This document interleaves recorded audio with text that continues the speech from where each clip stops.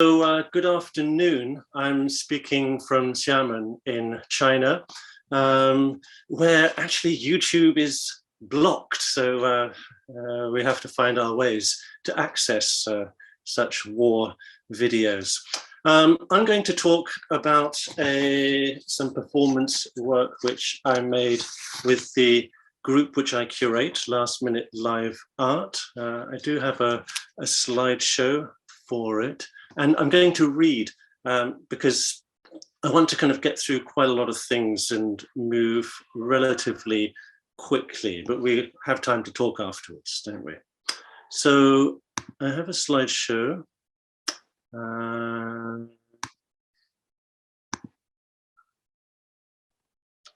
bit of luck, you should see it now.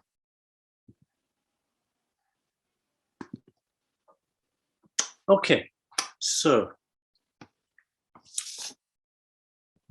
interactive digital live art from China is how I'm prefacing the talk. So I'd like to talk about Love in the Time of Corona, which premiered on April the 25th, 2020. It was a project of Last Minute Live Art, or LMLA as we call it. Zuihou Yipenzhong Xiandai Yishu, in Chinese, and I'm the curator of the group. And essentially we promote live art and interdisciplinary performance here in mainland China. LMLA typically presents events that feature the works of emerging artists, and this was the first time for us to create a single piece with an overall director. Though, as you will see when we get to the video, the performers still retained considerable autonomy. The type of work is, I think it's fair to say, relatively marginal within China, where a very different state-friendly aesthetics dominate the performing arts. The performing arts operate within a tightly regulated framework that governs both the education that students receive and the professional world in which they go on to work within. LMLA operates completely outside of that world, it's fair to say. Love in the Time of Corona was one of the first online works to be wholly conceived, created, and presented during the pandemic. It emerged from our group holding social video chats, kind of like these ones here, just to reconnect with one another as we were all put into separate lockdowns. The technology for making these video calls and for the live streaming of videos on phones was already very widely used, inexpensive, and efficient within China. It was also very rarely used within art performances. It was much more popular with influencers, karaoke singers, sales platforms, and simple everyday conversations between friends and family. The positive thing here is that the technical infrastructure for our show was already in place. Both the artists and audience had the phones and the apps that enabled the performance to take place. In China, we used WeChat, the most popular app in the country, and internationally we used either Skype or Zoom, as we're doing now. Because everything was already in place, we could concentrate on the content itself and not on the technology, and thus avoid the trap of becoming a gadget show.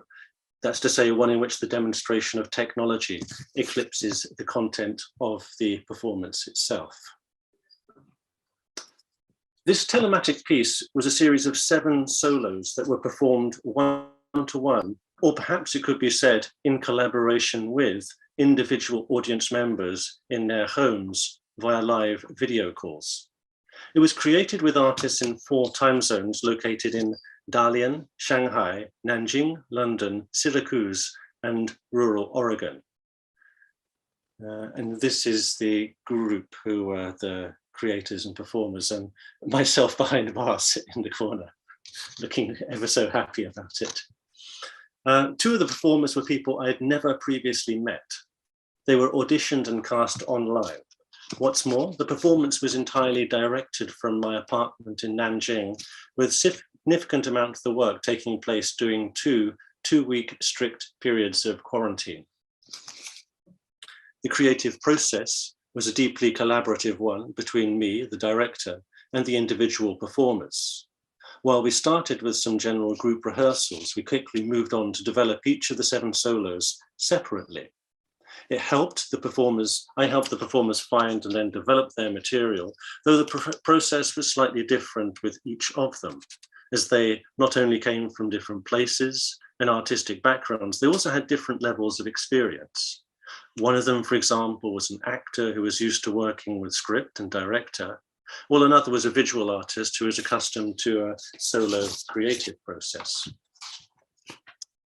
We essentially embraced the restrictions that the virus had imposed upon us as a creative frame that determined many of the practicalities of the process and the final show. Thus, one of the rules of the performance was that it must be performed and experienced entirely within the home by one person at a time. In this way, we could continue with the show even during the strictest of social distancing and lockdown restrictions. When I saw a great many artists lamenting at what they were not allowed to do, it seemed to be me far more useful and fruitful to concentrate on what it was possible to achieve. So essentially the show used this type of split screen when using Skype, and when using WeChat video calls, a whole screen with a small window for the speaker. And let's take a look at at a sort of montage of some of the clips.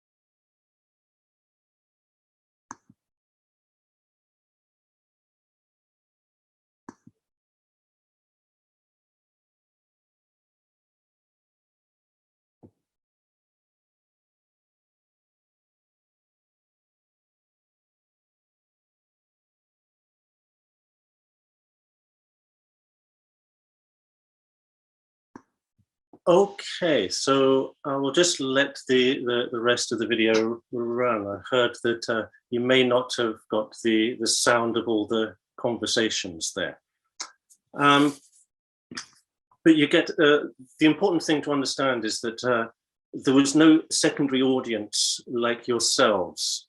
The performance was simply for this one person, for this other person, and it was an interaction between the two of them. I recall that during the initial stages of the virus, there was a tendency for large venues and companies to show videos of their back catalogues. When there were live stream performances, which only sort of came a little bit later, they were often shows that maintained the familiar pre-COVID aesthetic and simply placed a camera in a central audience position. This was understandable, but I was keen to break down this relationship and address the new way we were relating to one another and to our built environment. What's more, I also felt that the presence of the body, and by that I mean the spectator's body, as much as the performer's body, was largely lacking in most of what I saw. I wanted then to return to a state of live presence and unpredictability, to a state where the boundaries of the performance are unclear and even shifting. Essentially, that it's not all contained within a screen. Between February and April 2020, when we were creating the performance, the virus was still spreading, as indeed it still is, 2 years later. At that point, however, there was a sense of the unknown, and this was far greater as China was the first country to experience COVID-19, unless you go for the conspiracy theories, that is. And the ability to treat and vaccinate patients had not been developed to the extent it has now. It's also kind of ironic that now you're all kind of Britain's been declared post-virus. Shanghai is now the epicenter of the virus, it seems, again. The show as a whole was focused upon how the experience of COVID impacted human relationships. Through rehearsals, it became clear that love came to signify not only people, but also things that were loved, ideas and principles, and their absence, which was often just as much, if not more, of an inspiration as their presence. In this way, the show is not so much about the virus per se, as about what the virus revealed about the individual and the society. The first thing that the performances typically did when they started speaking was to reframe the nature of the video call and establish a social relationship between the performer and audience member. This was both necessary as the performance was not taking place within a space with clearly defined rules and roles. And it was also relatively easy as it resolved a somewhat awkward dilemma. One of the performances indeed took this one step further by continually breaking the social relationship, only to set up a new one and insist that upon this until that too was discarded. It was like a kind of mask behind a mask behind a mask exercise in which he continually attempted to establish his credibility.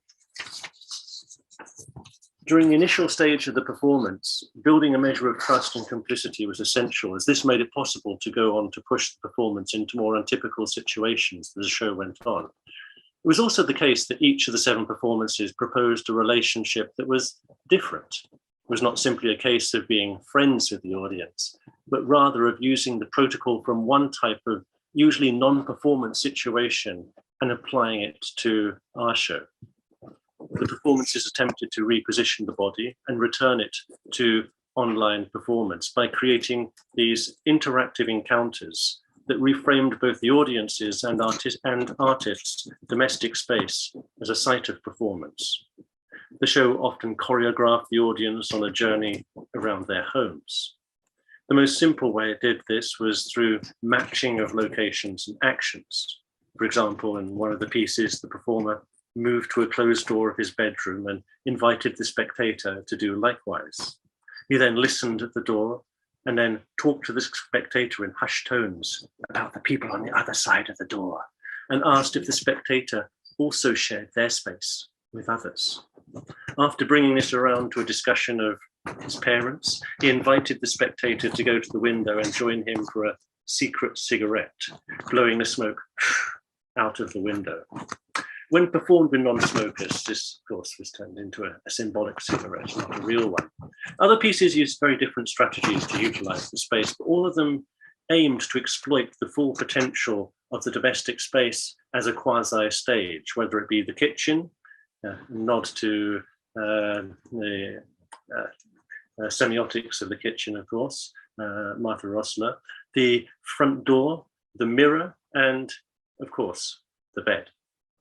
Some of the performances used the windows too, and with us working with the view outside. And this brought the question of time zone more directly into the frame of the show.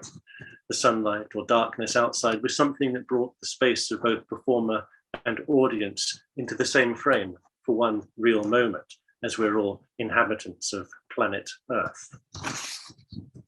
A feature of the performances was that there was frequently a liminal sense of location. The performances took place in everyday locations, not typically used for art, then temporarily used them as an alternative way, infusing them with new meaning. This sense of liminality was often a broader feature of both performer and audience situation too. For example, one of the performers was stuck in his parents' house, waiting to leave China for the US. One of the audience you saw in the video was a Croat stuck in New Zealand. Another was a Chinese student in the US who had to move in with a boyfriend and perform from a corridor, while another was a meeting of an American and Venezuelan women, both of whom were in Nanjing, but one had recently left the city and been bounced back to small town USA, where militias were patrolling the street outside with guns. The 7 solo performances were created and given in Chinese and English.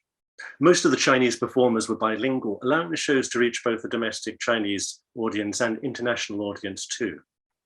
One was performed without any speech, the first one we saw. And it's interesting to note that this piece was probably the one which managed to go the furthest in terms of audience interaction. It was framed as a search for a missing cat, and later memories of the cat took the performer, and search for the cat took through the whole of their apartment. Each performer worked with their own specific situation and experience of COVID, including the lockdowns and changes to their life that came with it. Some of the themes that emerged were feminism, relationship breakdowns, disability, the generation gap, and forced intimacy. I have the feeling that in China, the space for the personal is, relatively speaking, valued less than the space for the social when compared to Western societies, where the individual experience is given a higher status. One consequence of this is that mainstream opinion is more intolerant of difference. The virus has only exacerbated this tendency, as it's been typified by mass movements coordinated by central government. For example, on mainstream TV, you're not allowed to show gay characters, you're not allowed to show smoking, many rules like this, which push a lot of activities and people out of the supposed rather narrow mainstream. Most of the topics the performance went into are finally sensitive within mainland China. And indeed, the virus as a whole has become extremely sensitive to the point that only a single state-approved narrative is now permitted. This was not exactly the case back then, as the country as a whole was still scrambling to contain the virus and regain control of the narrative. If we were to try to perform the show now, it might be shut down or would certainly have to be adjusted and changed to the new climate. To give one example of piece, that of Gao Shuyi, was an explicitly feminist work about the inequality of opportunity for women and the feeling of depression that this brought on. There's a tendency of men here to believe the situation for women is improving, while many younger women will say the situation is deteriorating. Due to gender selective infanticide, the single child policy has resulted in a highly imbalanced population with too many young men and not enough young women. And this is not only a consequence of male bias, but has also engendered many problems of its own, such as a tendency for families to pressure daughters into becoming mothers before the age of 30. Gao Shuyi's piece reflected on these pressures, and it used the floor as her performance space, as she has a tendency in her body art to flavor the abject. She finally ended up washing the floor with the clothes that she was wearing. Male audiences in China are unaccustomed to this type of work and were, it's fair to say, mostly uncomfortable, I was later told. Women, however, knew only too well what she was expressing. In summary, then, the performance was created in response to the very specific situation that we found ourselves in within China. The form it took was quite unique, as we were independent of the state entertainment industry and already focused upon experimental forms of performance. We were able to return the body of both performer and spectator back into the center of the work and to create an interactive work that addressed the topic of the virus in a serious way. Thank you very much. Thank you, Bill. This was absolutely fascinating. Now that I came back from my keynote, I could focus on what you were saying. And really, really interesting. We will have a discussion in the forum, and I have some questions. I'm sure people will have some questions. Thank you, Bill, so much. Okay, thanks. So,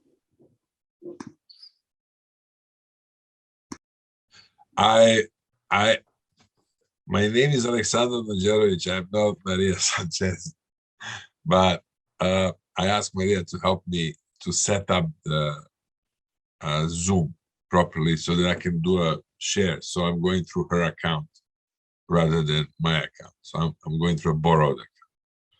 But also, you know, I'm talking about war and digital performance. If someone goes after me, I can always say it's not me, it's Maria. So I'm under the false identity here, which it also goes alongside the notion of digital, because you know who identities do you resume in the digital world? You, someone else, avatar. Anyway. Yeah, I don't hear anything. Yeah, of course, because I mute myself.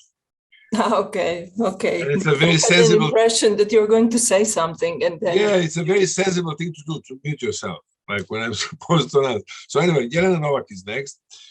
She's from Universidade de Lisboa. She's a researcher, lecturer, dramaturge, music critic, and curator. The topic is singing uploaded. Please, Jelena. yeah, thank you very much. I'm pleased to be here, especially because at least online I can be in my hometown of Belgrade, and of course pleased because I'm here with you all. I changed a little bit the focus of my talk.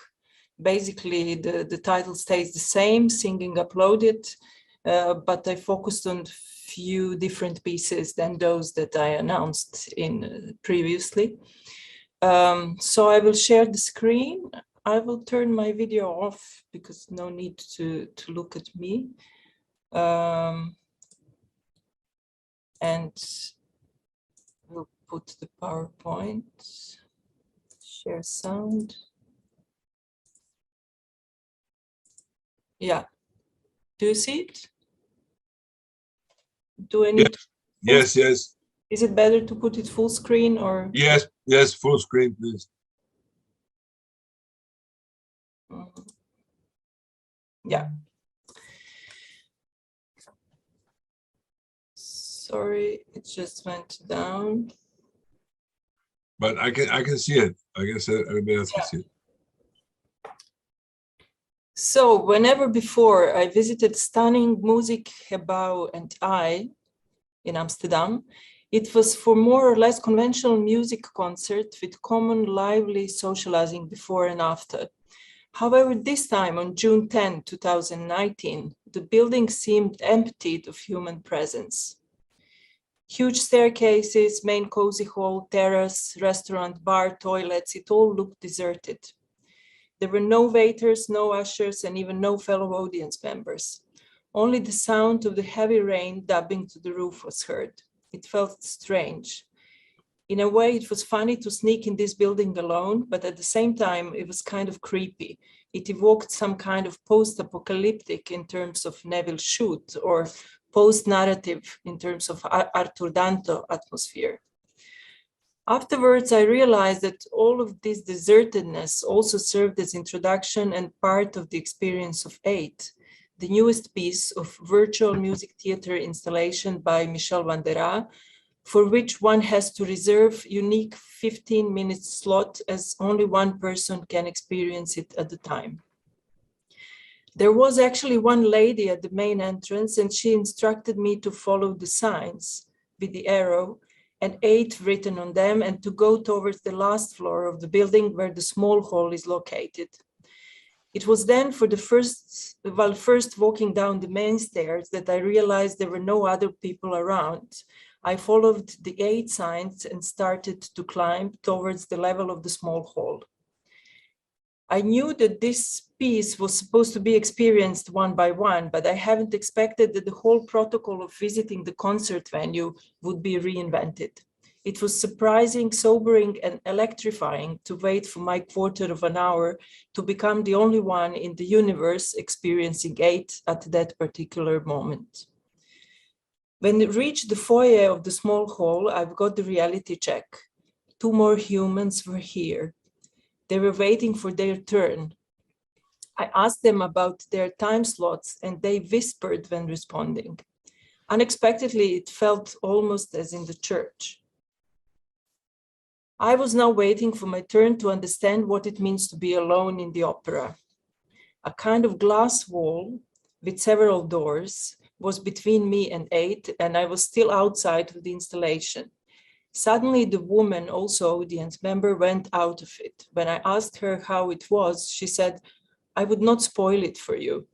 So I continued waiting for my turn. Finally, I was invited and stepped inside there. Sitting at the bench in front of a wide reception desk, I was given the verses of the poetry used. I was also given another sheet with credits, and I started reading the poetry that Michel Vandera compiled, referring to the poems of Jorge Luis Borges, Federico Garcia Lorca, Fernando Pessoa, Arseny Tarkovsky, and Walt Whitman. Suddenly, Pessoa's verses started to produce associations. I remembered his museum in Lisbon's Camp d'Oric neighborhood, the bench in Jardim de Parada saying something about pain in poetry being more realistic than the real pain, and finally reading José Saramago's O Ano do Morte, do Ricardo Reis, with a strange feeling that I started to live in this novel as in virtual reality of my neighborhood. The city of Lisbon somehow entered my experience of 8 at that particular moment in Amsterdam. I was woken up from that daydreaming by the sound of walking gentlemen in the installation, my second predecessor, who was moving through it, and crackling of the floor was heard. Finally, one of the assistants invites me to the entrance of the installation and starts preparing me for the performance.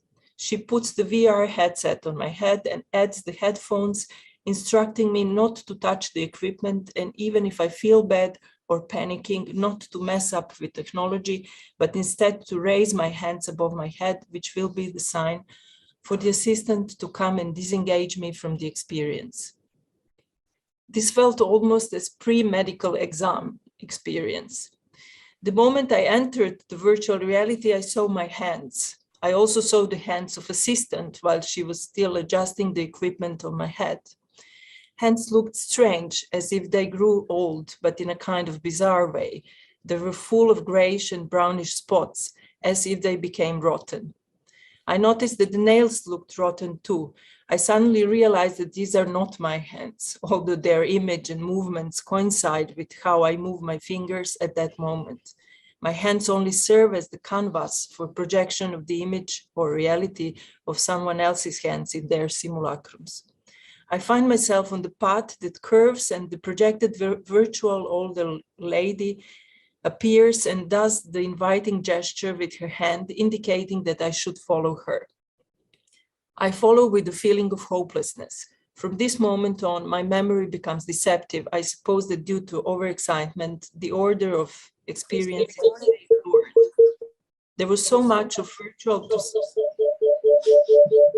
I hear some strange sound now.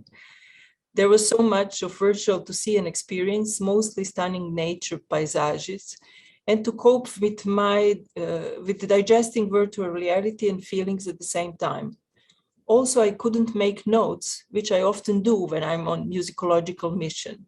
My gaze was completely directed this time.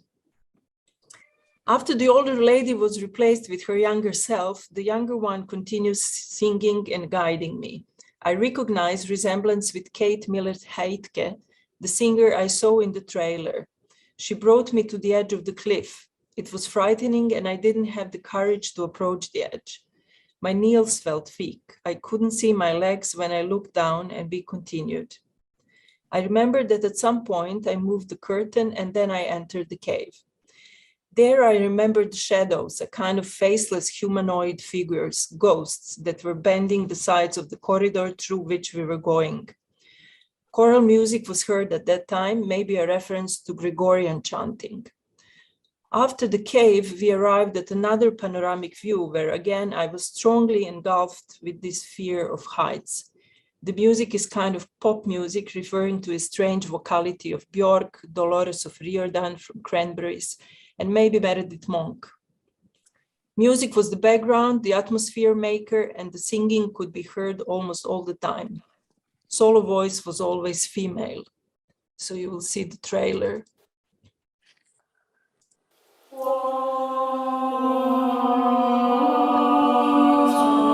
We cannot see it. It's really cool seeing this exciting new. Yeah, I don't know why is that, because I shared sound. I heard the sound, but the image is not moving. It's just stuck on the something. Because it's still stuck. Now I don't see anything. Okay, let me try to share it again, maybe.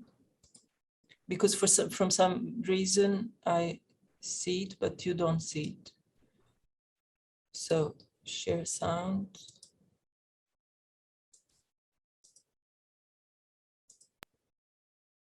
Yeah, please tell me if you see it now.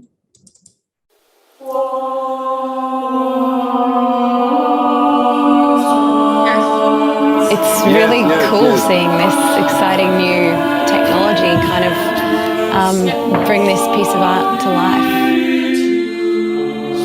It is a highly individual 15-minute experience through this imaginary space. It's an entirely new art form, really, that we're all being a part of creating.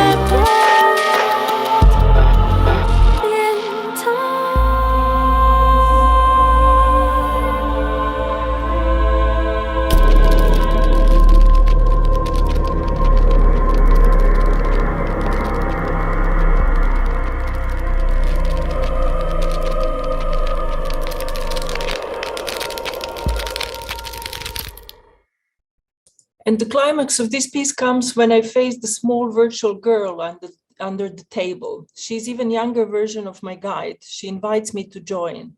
The tablecloth falls down and we stay under the table. Gazing at me, she starts singing a cappella. And at this point, the role of music becomes crucial. I remember that it was a very simple melody, but I hardly remember any word of it. After this scene, I found myself surrounded with a kind of infinite darkness, with sparkling objects swirling around. The end of the piece shows the end of the path that seems like it is leading nowhere. The female solo voice is the voice of the Australian singer Kate Miller-Heidke, an award-winning singer and songwriter who effortlessly traverses the worlds of contemporary pop, folk, and opera. Her vocal abilities are virtuosic, and the atmosphere of that almost keyboard-like virtuosity become kind of pop music together with horror movie tension is what designates the atmosphere of the whole piece. I felt there I was at no place, at no time. Michel van der Rohe calls it imaginary place. And there was even no plot, just a walkthrough, almost like a dream. I was actually the main character. I was the one that becomes the copy of myself. I was the one that now chooses the memory. I'm the one playing with virtual reality, like in another piece by Michel van der Rohe, Sunken Garden. This piece happens beyond place, beyond the city. It's also an archive of references to previous pieces of the same author. No opera house is needed for it, but it still happens within the institution and world of music and opera. Van der Rohe chooses for it to happen there and to stretch its boundaries. Referring to the post-human theory by Rosi Braidotti, the question opens what it means to be a human today and how that question could be posed having in mind the vocal sphere in the opera. How becoming keyboard, becoming machine, becoming animal, becoming monster could be heard through the singing voice. In case of 8, the real world was used as a material for the new reality. The voice and image of the existing person, in this case Kate Millard-Heidke, serve as the material for creating the virtual identity. The opus of Michel van der Rohe is characterized by the intention to question identity and its uniqueness, constantly showing identity's elusiveness and the multiple perspectives from which it could be perceived. This tendency already becomes apparent in the titles to some of his earlier compositions: See Through, One, Second Self, Imprint, Mask, Afterlife, all alluding to multiple perspectives that could be taken when looking at identity and the questionable uniqueness of identity itself. The search for identity in van der Rohe's opus is emphasized by his questioning of the impact of new media and technologies on composition, his strategic choice of musical language, and the economy of the expressive means used. In many of his compositions, he emphasizes the juxtaposition of live performed sound and its recording in various ways. Manipulating the gap between the sound and its source, van der Rohe comes close to the concept of schizophonia that deals with the disembodied voice, among other things. Quote, we have split the sound from the maker of the sound. Sounds have been torn from their natural sockets and given an amplified and independent existence. Vocal sound, for instance, is no longer tied to a hole in the head, but it's free to issue from anywhere in the landscape. The quote closed from Marie Schaeffer. That landscape, in the case of his opera 1, is a performer's second self, her video and audio double. And in case of 8, the live performer completely vanished. We are left only with her traces, with her second selves, few projected virtual entities on various ages, and her voice. Heidke became multiplied in her various versions. Her body was not present at the performance, but it was recorded and projected, as well as her voice that sounds post-human, machinic, even a bit monstrous. To some extent, Heidke's voice is similar to the voice of the quite special character, Hatsune Miku, the Vocaloid. Who is Miku? I quote here from Wikipedia. Hatsune Miku is the name of Vocaloid software voice bank developed by Krypton Future Media and its official Mu anthropomorph, a 16-year-old girl with long turquoise twin tails. She uses Yamaha Corporation Vocaloid 2, Vocaloid 3, and Vocaloid 4 synthesizing technologies. She also uses Krypton Future Media Pia Pro Studio, a singing synthesizer VST, and plugins. She was the second Vocaloid sold using the Vocaloid 2 engine and the first Japanese Vocaloid to use the Japanese version of the Vocaloid 2 engine, etc.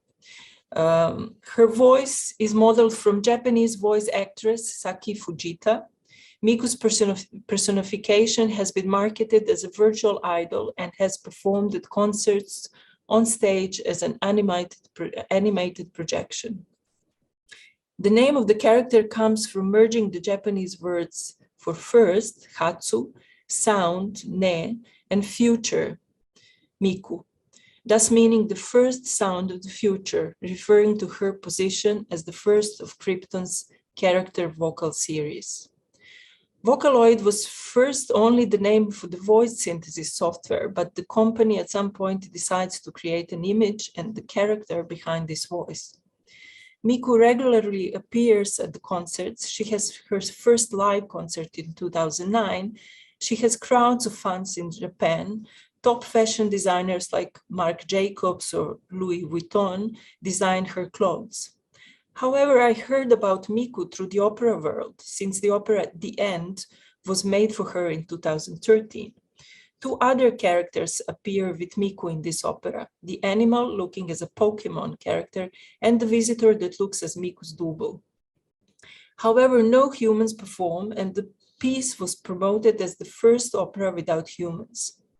Miku goes through human drama as she is confronted with questions related to death, the concept which does not belong to her world. The drama of what it means to be a human unfolds on beyond human setting. Miku grew up from the voice. The concept of vocalic body by Stephen Connor, body produces voice but is also produced by the voice, was very transparent in this case. Again, it seems that the plot of this opera develops in no time and no place world in some kind of beyond human continuum. Recently, in the exhibition Post-Opera, artist Martin Riches and composer Tom Johnson presented a collaborative installation. At regular intervals, Riches' singing machine, you can see it here, performs the audition, an aria that Johnson composed for this artificial voice. Riches' fascination with mechanized speech synthesis has also produced other instruments, such as his talking machine and motor mount. His singing machine has a range of 1 octave and the ability to sing vowel sounds. The sound of its voice is both impressive and uncanny because it produces its song with a flow of air, a vibrating larynx, and a moving tongue and lips that are beyond the human body. The machine sings an aria, pointing out its own abilities and shortcomings, while questioning the status of the opera singer, the practice of musical auditions, operatic stardom, and self-importance of the conventional opera world. The audition is in itself a miniature but profound opera, and you will just see it. I think it's 1 minute long. Please signal if there is no sound or something.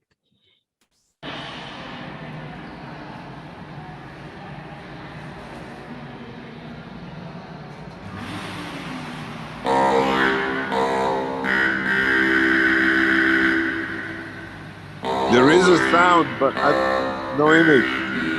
Okay. Yeah, it's a pity not to have the image. I try again. Share screen.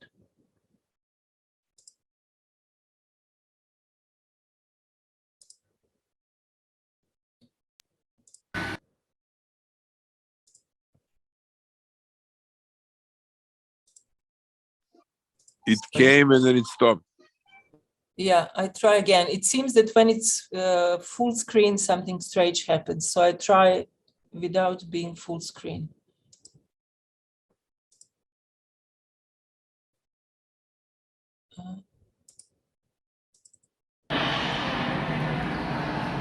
You see it now? Yes, image and the sound, all good. Okay, great.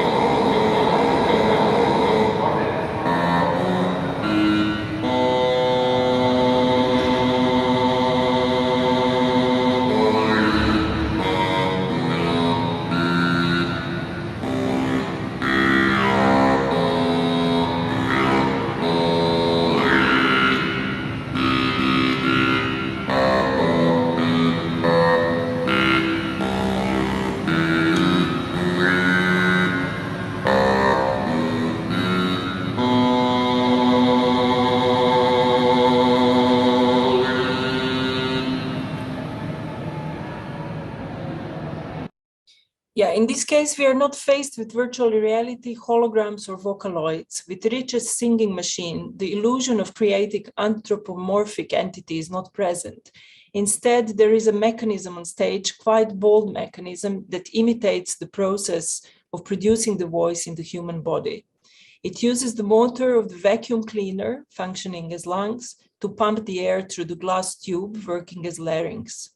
The machine is low-tech, analog, do-it-yourself device, ironically referring to the protocols of increasingly ventriloquist digital world of Anthropocene that we are living in. Martin Richard's machine does not have superhuman virtuosity that would make it sound keyboard-like beyond the human body, as that was the case with some pieces of Michel Vandera. It also does not play with creating fancy looks, Facebook. Jelena, we should be closing in about 2 minutes, please. Oh, okay.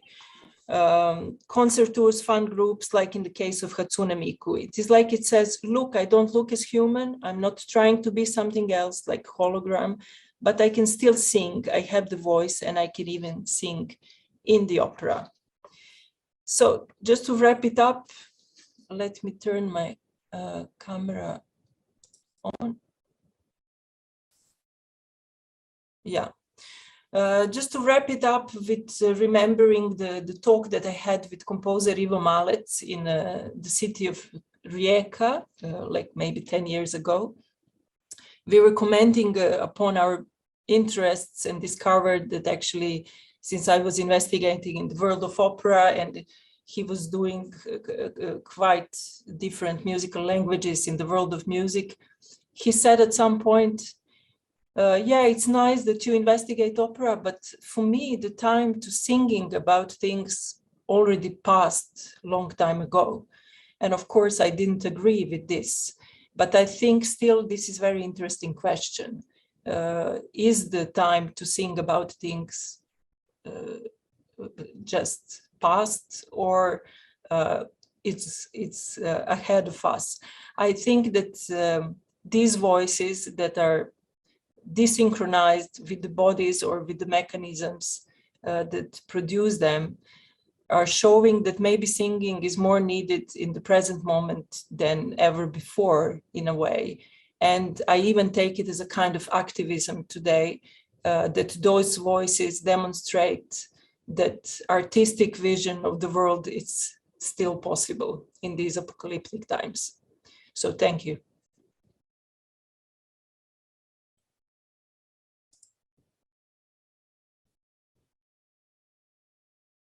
Okay, thank you.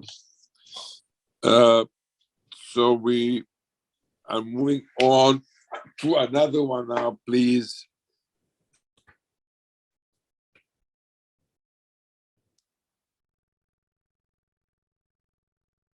Hello. I'm very happy to be part of this session today, and also having watched previous days. I'm Nikoletta Dimopoulou. I'm based in Athens, and I'm here to present you a project in progress. I did a minute. This is the title. So the digital era we experienced in mass the last 2 years, in many cases liberated people from space and time, but at the same time, and in some cases, created the conditions of a trap for losing space and time. In an unprecedented percentage, we communicated our lives quite a few times through screens. We have seen ourselves becoming our own little heroes and heroines. We had coffees and drinks. We had e-drinks. We worked through screens. We broke up through screens. We burst into tears. We have facilitated webinars through screens. We literally lived our lives through a screen to an extent that it has become more familiar to talk through a screen rather than handling the awkwardness of being close to somebody. We can we can say that in cases, the public penetrated the personal with such a velocity that the personal, the inner, came out wild and big. The past 2 years, the number of domestic and gender-based violence incidents has increased. Greece experiences an unprecedented phenomenon in testimonies regarding gender-based violence, and in many cases, murders of young people, with huge efforts from the parts of the survivors and their families to get over the fear, the internalized guilt, and the stigmatization in order to report such events and defend themselves and look for justice. In most of these cases, according to Research Center for Gender Equality, women aged between 15 and 44 are more at risk of rape or domestic violence than of cancer, road accidents, war, or malaria. I'm not gonna move on to numbers and statistics, though it's all here in front of me. But this is something that you can also find online. So I'm gonna move on with a specific project and how it all started. So I didn't mean it. Tries to question and or to break the digital wall of official and public representation of self in digital age. It wishes to create a pathway to reveal domestic life, abusive relationships, and so far untold, let's say, experiences. It is, I didn't mean it is a participatory performance-based research that came to life during April 2021 after a long period in Greece of a 6-month strict lockdown. Back then I was living in Lesbos Island, working with adult and teenage refugees, mainly women. So I came across this performance that it takes place in an abandoned house. The audience watches an abusive relationship encapsulated in a 4-minute performance. The partner who practices violence is performed symbolically by the sole performer's hand, as we will see later on. The spectators acquire the active role of writing the script, and at the beginning, they are asked to respond to a few dramaturgical questions, such as when was the last time the couple fought? What did she do when she locked herself in the bathroom? What was the first thing she did when she stayed alone in the house? What does she think of when she's alone? Where does she go? What does she want to tell him? Later on, in the living room of this space, there is she performing their relationship. Participants, the audience, is getting the chance anonymously to respond through an online application and write down what the abusive partner tells her. The words and phrases are being projected on screen. People watching virtually and can keep the anonymity, but also participating through this anonymity, since their identity is hidden, even if in both cases, when they're live there or when they actually virtually from their house follow the performance on their screen. At the end, they get the chance to watch the performance again with all the phrases projected as subtitles. And now I will share screen the last performance that was also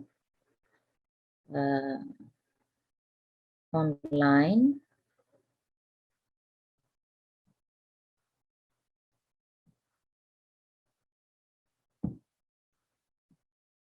Okay, give me a nudge if you can hear the sound.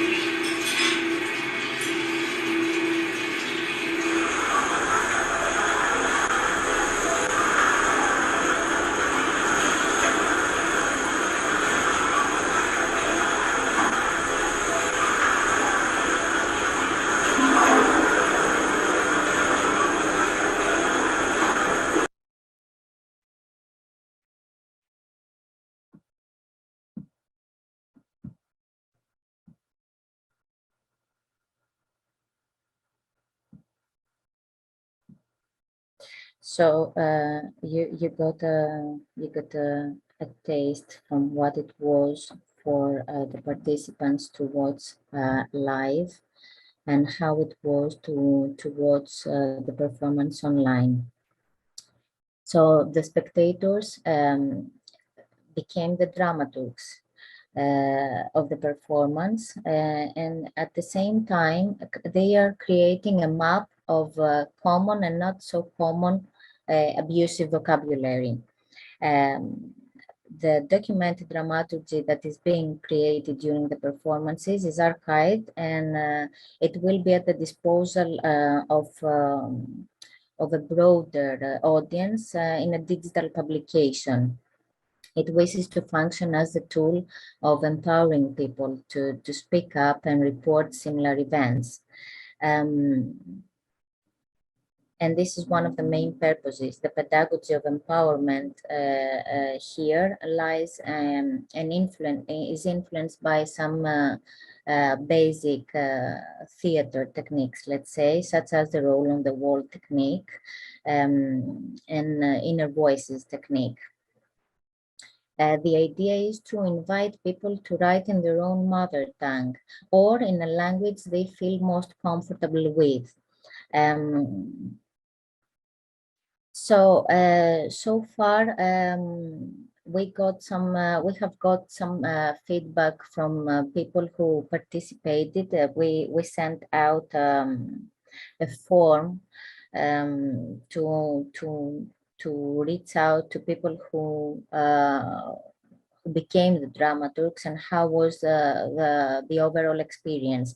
We have this chance when we are live there. We can have a circle and discuss some issues, but usually people who prefer to keep their anonymity, let's say, they prefer to fill in this form.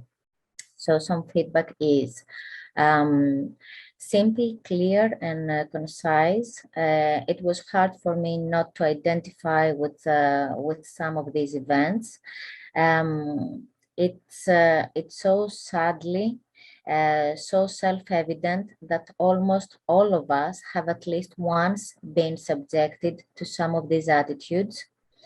It makes you feel less lonely. I felt a little bit empowered. Another comment, it's a sense of suffocation, pressure, confinement, and deadlock that was created inside me. It comes down and speaks directly to me, evoking memories, a suffocating feeling, and anger. The fact that it has no voice, it gives a strength and severity. It's hard to explain why and how You made it, but I felt empowered and not at a dead end at the end. And another one, the presence and the movements created constant conflicting emotions along with the tension due to the soundscape of everyday life. It almost reached anxiety for me.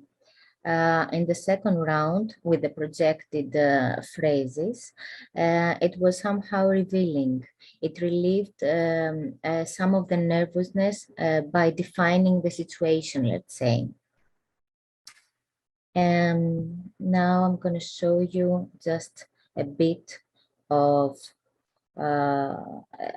video we made with some of these phrases in English. Just give me a moment.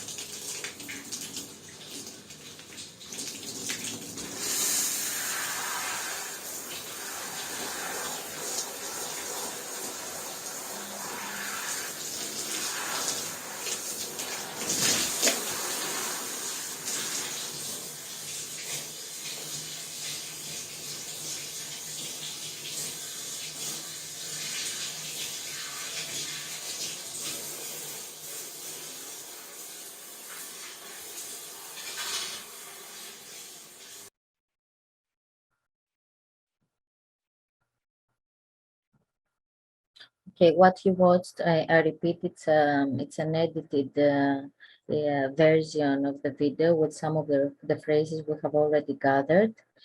And to wrap up, it is a performance based research. It is a work in progress. We are trying to contribute as much as possible to what is happening right now in Greece and all over. And we are trying to use as better as possible the tools to track this response and to assess how powerful as a tool is. Thank you very much for listening and for being here.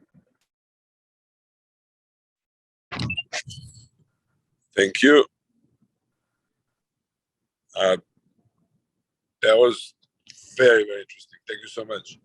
I had some problem at some point with my internet, but it's okay now. So Vladimir Vlačina is our last presenter of the today, and let's present to the conference. He is a PhD student at the University of Arts in Belgrade, and he's focusing on a performance that investigates digital presence and memory. Vanya. Hello. I prepared a short experience because it was agreed. I was late to apply to conference, and it's kind of report from my work on main square of Prader city. Do you see presentation? Yes, I see it. Title is Backyard of My Childhood.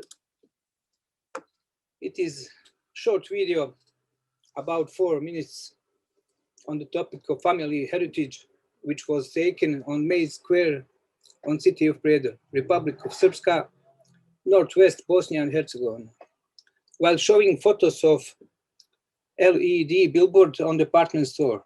The photos were taken a long time ago in the same place, and they show my family members, so I brought them back there on this way.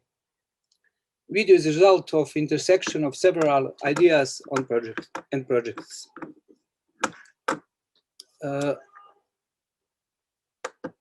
New share moment. Where?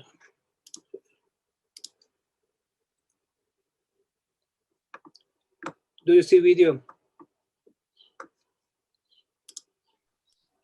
Yes, starting. Yes.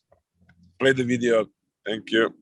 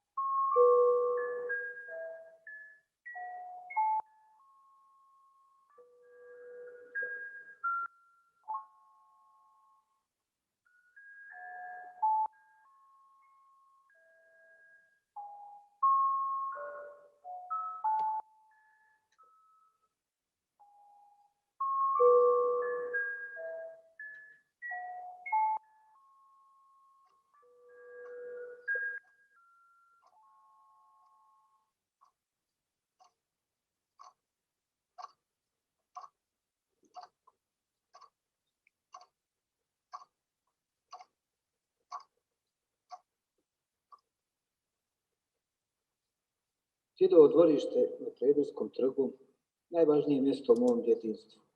Sjećanje na djetinjstvo uvijek je sjećanje na bezbrižne dane. Dvorište mog djetinjstva nije bilo samo naše. Dijeli smo ga sa još jednom porodicom, odnosno bilo je zajedničko za obje kuće. Iako to i ljudi nisu bili u srodstvu s nama, ja sam ih doživljavao kao dio svoje porodice. Bilo je to dvorište prepuno osmijeha i sunca. Bilo je to djedovo dvorište.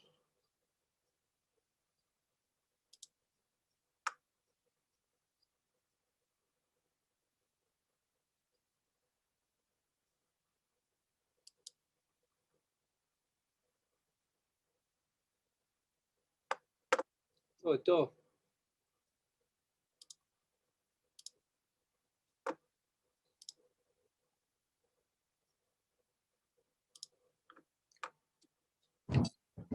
So Vanya, are you done with the presentation? You have something else to say or what? Oh yes, a few words about it. Interesting facts is that metal construction of Capre Bar is probably on place where grandfather's house was positioned and has similar shape. Roof of the house was a single slope. It means it's place for some performance in the future. This video belongs to my art phase, which consists of several projects on the topic of isolation, loneliness, and memories. First, we are all in Edward Hopper's paintings now on topic of isolation. It inspired me to make the Camera Obscura M20, topic of loneliness, where inner life, I mean memories of lonely people, is presented in form of videos. The Agora of Prader Town was a symposium about, my work was about culture of remembrance and my childhood on the square. And when I worked on Agora, I saw LED billboard on the renovated department store and used it for backyard of my childhood. You have something else to do before the trip? What to say? Sorry.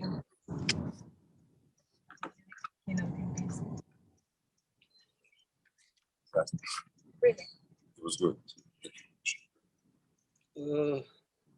What you say? Sorry. Do you hear me?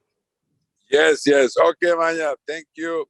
So this will close the session of our presentations for the morning, and we're going to move to another link for the round table. So please join us